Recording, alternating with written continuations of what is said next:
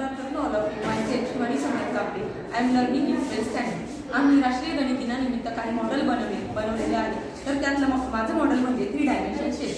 तर त्यात हे आहे सिलेंडर. तर सिलेंडर त्याचा जो बेस आहे तो सर्क्युलर आहे आणि त्याची जी हाईट आहे ती h, त्याची रेडियस म्हणजेच r, त्याचं व्हॉल्यूम आहे पाय r स्क्वेअर h.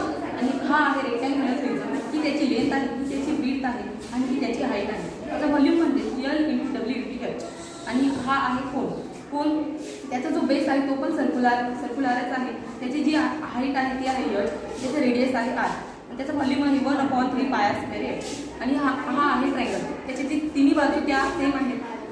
त्याचा एरिया म्हणजे 1/2 बेस × हाईट. आणि हा आहे क्युबॉइड. ही त्याची लेंथ आहे, ही त्याची विड्थ आहे आणि ही त्याची हाईट आहे. त्याचं व्हॉल्यूम आहे l × v × h. हा आहे क्युबॉइड, हा आहे क्यूब आणि त्याचं व्हॉल्यूम आहे s क्यूब. आणि हा आहे सेमी सर्कल म्हणजे